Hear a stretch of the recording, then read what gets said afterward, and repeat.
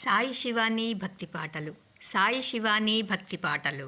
Please like, share, comment, subscribe to my channel. ఓం శ్రీ మహాగణాధిపతయే నమః. ఓం శ్రీ గురుభ్యో నమః. ఓం శ్రీ మాత్రే నమః. సుందరకాండలో ఈరోజు 39వ సర్గలో శ్రీరామునకు సీతా సందేశము, ఆంజనేయుడు ఆమెను ఓదార్చుట, వానరుల సముద్ర తరణ విషయమున సీతాదేవికి గల సందేహము, మారుతి దానిని నివారించడం గురించి తెలుసుకుందాం. జై శ్రీరామ్, జై హనుమాన్. శిరోభూషణమును ఇచ్చిన పిమ్మట సీతాదేవి హనుమంతునితో ఇట్లు పలికింది. శ్రీరాముడు ఈ ఆనవాలును పూర్తిగా గుర్తింపగలడు. వీరుడైన శ్రీరాముడు ఈ మణిని చూసిన వెంటనే నా తల్లిని, నా తండ్రి అయిన జనకుని, దశరథ మహారాజును సంస్మరించును. అట్లే నన్నును గుర్తుకు తెచ్చుకొనగలడు. ఓ కపివర, మరల ఉత్సాహమును పొందినవాడవై ఈ కార్యసిద్ధికై అనంతర కర్తవ్యమును ఆలోచింపుము. ఓ కపీశ్వర, ఈ కార్యనిర్వహణమునకు నీవే తగినవాడవు. ఓ మారుతి, నడుం బిగించి నా దుఃఖములను తొలగించుటకు పూనుకొనుము. నీవు బాగుగా ఆలోచించి ప్రయత్నించినచో నిజముగా నా దుఃఖములు దూరమగును. పిమ్మట మిక్కిలి పరాక్రమశాలి అయిన ఆ మారుతి అట్లే చేయుదునని ప్రతిజ్ఞ చేసి వైదేహికి శిరసా ప్రణమిల్లి వెళ్ళుటకు ఉపక్రమించెను. వాయుసుతుడైన హనుమంతుడు బయలుదేర్చున్నట్లు తెలుసుకొని సీతాదేవి కంటనీరు పెట్టుచు గద్గద స్వరంతో ఇట్లు పలికింది. ఓ హనుమంతుడా, ఇద్దరికిని అమాత్యులతో కూడిన సుగ్రీవునకును నేను వారి క్షేమ సమాచారములను అడిగినట్లు తెలుపుము. ఓ వానర శ్రేష్ఠ, ఇంకనూ వృద్ధులైన భల్లూక వానరులందరికీ ధర్మక్రమముననుసరించి వారి వారి కుశలములను అడిగినట్లు తెలుపుము. ఆ జానుబాహువైన రాఘవుడు నన్ను ఈ దుఃఖ సముద్రము నుండి ఉద్ధరించినట్లు చేయుటకు నీవే తగిన వాడవు. ఓ మారుతి, ధర్మ పరిరక్షకుడు అని వాసిగాంచిన శ్రీరాముడు నన్నాదుకొని నా ప్రాణములను నిలుపునట్లు తగిన విధముగా విన్నవించి నీవు పుణ్యం కట్టుకొనుము. అనుక్షణము ఆయనలో ఉత్సాహమును నింపు. నా మాటలను విన్న పిమ్మట శ్రీరామునకు నన్ను పొందుటకై పౌరుషము ఇనుమడించును. నా సందేశముతో కూడిన ఈ మాటలను నీ వలన వినినంతనే వీరుడైన శ్రీరాముడు తన పరాక్రమమును ప్రకటించుటకు తగిన రీతి నిర్ణయింపగలడు. వాయుసుతుడైన హనుమంతుడు సీతాదేవి పలికిన వచనములను విని వినమ్రుడై ఆమెకు నమస్కరించి ఇట్లు ప్రత్యుత్తరమిచ్చెను. శ్రీరాముడు భల్లూక వానర యోధులతో కూడినవాడై శీఘ్రముగా ఇచ్చటికి రాగలడు. ఆ స్వామి యుద్ధమున శత్రువీరులను తునుమాడి నీ దుఃఖమును రూపుమాపగలడు. శ్రీరాముడు బాణములను వేయినప్పుడు ఆయనకు ఎట్ట ఎదుట నిలబడుటకు సాహసింపగల వానిని మనుష్యులలో గాని సురాసురులలో గాని నేను ఇంతవరకు చూడలేదు, ఇక ముందు చూడబోను. ఆ ప్రభువు రణరంగమున తీక్ష్ణ కిరణుడగు సూర్యునైనను ఇంద్రునైనను సూర్యపుత్రుడైన ఆ యముని సైతము ఎదిరింపగల సమర్థుడు. ఇక నీ నిమిత్తముగా ఆయనచో చెప్పవలసిన పని ఏమి? శ్రీరాముడు సముద్రములే ఎల్లలుగా గల ఈ సమస్త భూమండలమును పాలింపగోరుచున్నాడు. ఓ జానకి, నీ నిమిత్తముగా ఆయనకు జయము తప్పక కలుగును. జానకీదేవి ఆ హనుమంతుడు పలికిన సహేతుకములైన పరమార్థదాయకములైన వీణుల విందు గావించు వచనములను విని అతనిని ప్రశంసించుచు ఇట్లు పలికెను. అంతట సీతాదేవి బయలుదేరుచున్న అతనిని మాటిమాటికి చూచుచు తన భర్త అయిన శ్రీరామునిపై భక్తిపూర్ణములైన అతని మాటలను వాత్సల్యముతో అభినందించెను. ఓ మహావీర, అరిమర్దన, నీకు ఇష్టమైనచో ఇచ్చట ఒక దినము ఉండుము. ఏదైనా ఒక రహస్య ప్రదేశమున విశ్రాంతి గైకొనుము. రేపు వెళ్ళవచ్చును అన్నది. ఓ వానరోత్తమ, నీవు సమీపమున ఉండుట వలన మందభాగ్యురాలనైన నా యొక్క ఈ అంతులేని శోకమునకు ఒక్క క్షణకాలపు పాటైనను శాంతి లభింపగలదు. ఓ కపివర, నీవు వెళ్ళి తిరుగువచ్చు వరకు నా ప్రాణములు నిలుచునో లేదో అనున్నది సందేహాస్పదమే, ఇది తథ్యము. ఓ కపీశ్వర, నీ రాక నాకు కొంత ఊరట కూర్చినది. కానీ నీవు కనబడకుండా పోయినచో కలుగు దుఃఖము ఇంతవరకును నాకున్న దుఃఖమునకు తోడై అది నన్ను ఇంకనూ పరితపింపచేయును. మహావీరుడైన ఒక కపివర, నీకు సహాయకులైన భల్లూక వానరుల విషయమున నాలో ఒక తీరని సందేహం మెదులుచున్నది. దాట శక్యముగాని ఈ మహాసముద్రమును ఆ వానర భల్లూక సైన్యములు గాని ఆ రాజకుమారులు గాని ఎట్లు దాటగలరు?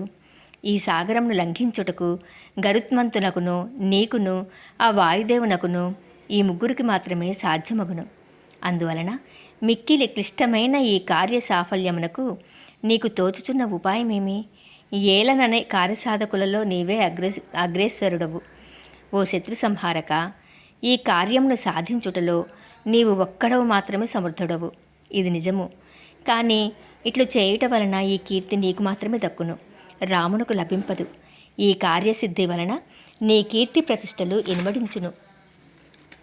శ్రీరాముడు యుద్ధమునందు రావణుని అతని సైన్యములను జయించి నన్ను గ్రహించి జయ పతాకములతో తన పురమునకు అయోధ్య వెళ్ళినచో అది నాకు శోభను చేకూర్చును. శత్రు బలములను పరిమార్చువాడైన శ్రీరాముడు తన శర పరంపరలతో లంకను అతలాకుతలమునర్చి నన్ను తీసుకువెళ్ళినచో అది ఆయన పరాక్రమమునకు వన్నె తెచ్చును. అందువలన సమర సూరాగ్రణి అయిన మహాత్ముని యొక్క నిరుపమాన పరాక్రమమునకు తగినట్లుగా కార్య సాధన విధానమును రూపొందింపుము. హనుమంతుడు అర్థవంతములైన ఆమోదయోగ్యములైన యుక్తియుక్తములైన సీతాదేవి వచనములను విని ఇంకనూ చెప్పవలసి ఉన్న మాటలను ఆమెతో ఇట్లు పలికెను. అమ్మా సీతాదేవి, వానర శ్రేష్ఠుడైన సుగ్రీవుడు భల్లూక వానర సైన్యములకు ప్రభువు. అతడు మహాబల సంపన్నుడు. ఎట్లైననూ నిన్ను ఆదుకునుటకై కృతనిశ్చయుడై ఉన్నాడు. ఓ వైదేహి, అతడు కోట్ల కొలది వానర సమూహములతో కూడినవాడై రాక్షసులను సంహరించుటకు త్వరలోనే ఇక్కడికి రాగలడు. పరాక్రమవంతులను, శక్తి సంపన్నులను, మిక్కిలి బలశాలులను, మనోవేగమున ఒక్క గంతులో ఎక్కడికైనను చేరగలవారును ఆయన వానరులు ఆయన ఆజ్ఞను ఎల్లవేళలా శిరసావహింతురు. భూమి ఆకాశముల యందును వివిధ దిశల యందును వారి గమనములకు అడ్డులేదు. వారు అమిత తేజస్సంపన్నులు. ఎట్టి క్లిష్ట కార్యములను సైతము చేయుటకు వెనుకాడరు. మహోత్సాహశక్తి గల ఆ భల్లూక వానరులు ఆకాశ మార్గమున సంచరించుచు మహాసముద్రములతో గొప్ప గొప్ప పర్వతములతో కూడిన ఈ భూమండలమును పెక్కు పర్యాయములు చుట్టివచ్చిరి. ఆ సుగ్రీవుని సన్నిధిలో గల భల్లూక వానరులు ఎల్లరనూ నాకంటెను ఘనులు, నాతో సమానులు. వారిలో నాకంటెను తక్కువవాడు ఒక్కడునూ లేడు. అల్పుడనైన నేనే ఇచ్చటికి రాగలిగితిని. ఇక మహాబల సంపన్నుల మాట చెప్పనేలా? సాధారణంగా లోకములో సామాన్యులనే పంపుదురు, శ్రేష్ఠులను పంపరు గదా అమ్మా. అందువలన పరితాపపడుట మానుము. నీ శోకము తొలగిపోవును. ఆ వానర యోధులు ఒక్క గంతులో లంకకు చేరగలరు. మహాశక్తి సంపన్నులు, నరోత్తములు అయిన ఆ రామలక్ష్మణులు నా వీపును అధిష్ఠించి ఉదయించిన సూర్యచంద్రుల వలె నీ సన్నిధికి రాగలరు. వీరులు, మహాపురుషులు అయిన రామలక్ష్మణులు ఇద్దరును వచ్చి లంకా నగరమును తమ శరములచే ధ్వంసం చేసెదరు. ఓ సీతాదేవి, రఘువంశమునకు ఆనందదాయకుడైన రాఘవుడు సపరివారముగా రావణుని హతమార్చి నిన్ను తీసుకుని తన అయోధ్యానగరమునకు చేరగలడు. అందువలన అమ్మా ఊరడిల్లుము, నీకు శుభమగుగాక. నీవు తగిన సమయమునకే వేచియుండుము. జ్వాలలతో వెలుగుచున్న అగ్నివలే తేజరిల్లు రామచంద్రుని త్వరలోనే నీవు దర్శింపగలవు. పుత్రులతో, అమాత్యులతో, బంధువులతో కూడా ఈ రావణుడు నేలగూలిన పిమ్మట రోహిణి చంద్రుని చేరినట్లు నీవు శ్రీరామచంద్ర ప్రభువును చేరగలవు. ఓ సీతాదేవి, నీవు అతి త్వరలో ఈ శోకం నుండి బయటపడగలవు. అచిరకాలంలోనే శ్రీరాముని చేతిలో రావణుడు హతమగుట చూడగలవు. వాయుసుతుడైన హనుమంతుడు ఈ విధముగా వైదేహిని ఓదార్చి బయలుదేరబోవచ్చు ఆమెతో మరలా ఇట్లు పలికెను. శత్రువులను పరిమార్చుటకు కృతనిశ్చయుడైన ఆ రాముని, ధనుర్ధారి అయిన లక్ష్మణుని త్వరలోనే లంకా నగరమున ప్రవేశించుచుండగా నీవు చూడగలవు. వానరులు నఖములు, దంతములు ఆయుధములుగా గలవారు. వారు మహావీరులు, సింహ వ్యాఘ్రముల వలె గొప్ప పరాక్రమము కలవారు. మదగజముల వలె ఉన్నతములైన శరీరములు కలవారు. వారందరూ కలిసి త్వరలో ఇచ్చటికి వచ్చుటను నీవు కాంచగలవు. ఓ పూజ్యురాల, పర్వతములతో మేఘములతో సమానులైన అసంఖ్యాకులైన వానర యోధుల సమూహములు లంకయందును మలయ పర్వత శిఖరములపైనను గర్జించుచుండుట శీఘ్రముగానే నీవు చూడగలవు. క్రూరమైన మన్మథ బాణముల తాకిడికి లోనైన ఆ శ్రీరాముడు సింహముచే పీడింపబడిన ఏనుగు వలె శాంతిని పొందుటలేదు. ఓ సీతాదేవి, ఇంక ఏడవవలదు. నీ మనస్సు శోకముచే వ్యాకులపాటను చెందకుండుగాక. ఇంద్రునితో కూడిన శచీదేవి వలె నీవు నీ భర్త రక్షణలోనే ఉన్నావు. శ్రీరాముని కంటెను శ్రేష్ఠుడెవడు? లక్ష్మణస్వామికి సాటి కాగలవాడెవడు? అగ్నివాయువుల వలె ఆ సోదరులు ఇద్దరును నీకు అండగా గలరు. ఇంక చింత ఎందులకు? రాక్షసుల సమూహములతో నిండి అతి భయంకరమైన ఈ ప్రదేశమునందు నీవింక ఎంతో కాలము ఉండవలసిన పని లేదు. నీ స్వామి అతి త్వరలోనే ఇచ్చటికి విచ్చేయును. నేను వెళ్ళి శ్రీరామునితో కలిసి వచ్చు వరకు ఓపిక పట్టుము. రావణుడు సపరివారముగా హతుడగుట నీవు తప్పక చూడగలవు అంటూ హనుమంతుడు సీతాదేవితో పలికాడు. 39వ సర్గ సంపూర్ణం. ఇక 40వ సర్గ. హనుమంతుని ద్వారా శ్రీరామునికి సీతా సందేశం. మారుతి ఆమెను ఓదార్చుట. దివ్య భామిని వంటి సీతాదేవి మహాత్ముడైన ఆ వాయుసూనుని మాటలు విని తనకు హితకరమైన వచనములను ఇట్లు పలికెను. ఓ వానరోత్తమ, పైరు సగము వరకు పెరిగి ఉండగా వర్షము పడగానే వికసించిన భూమి వలె ప్రియ భాషివైన నిన్ను చూసి నేను మిక్కిలి సంతోషపడుచున్నాను. శోకముచే నేను మిక్కిలి కృషించి ఉన్నాను.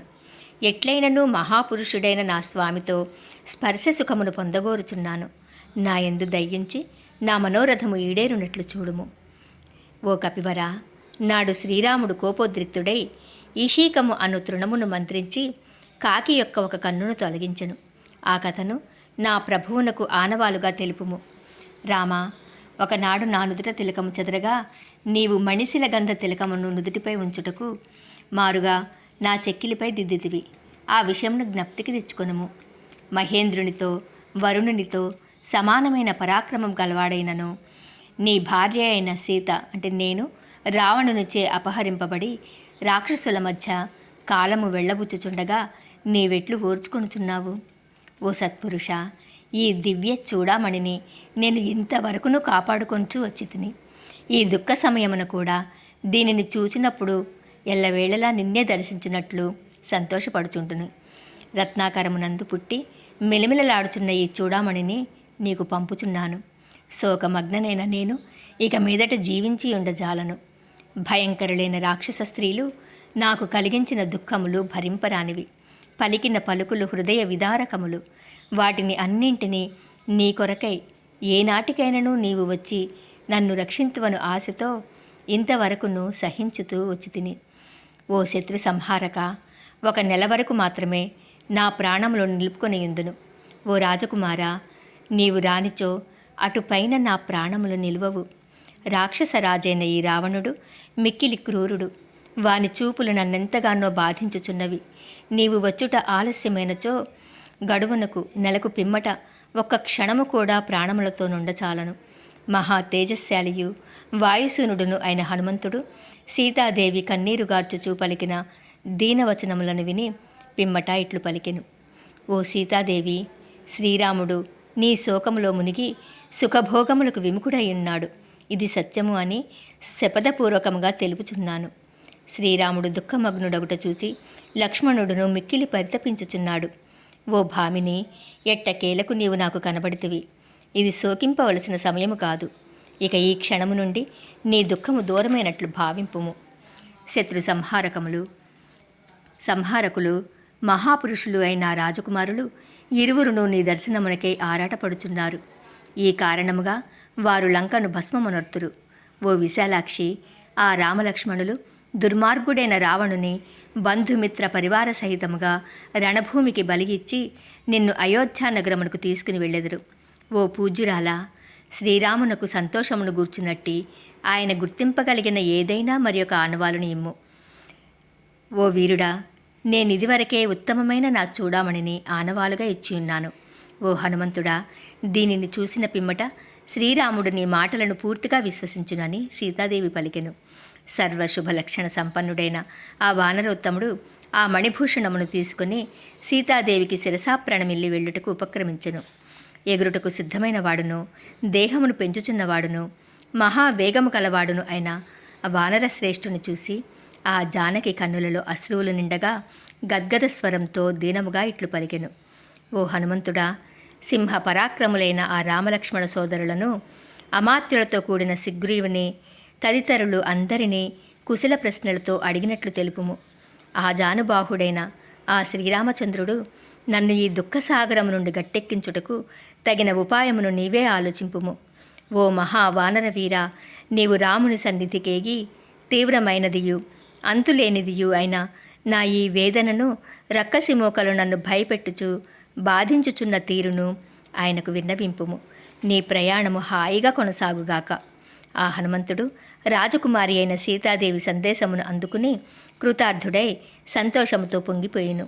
పిమ్మట అతడు మిగిలిన కొద్ది కార్యమును గూర్చి ఆలోచించి ఉత్తర దిశగా వెళ్ళుటకు సంకల్పించుకొనెను. 40వ సర్గా సంపూర్ణం. జై శ్రీరామ్, జై హనుమాన్.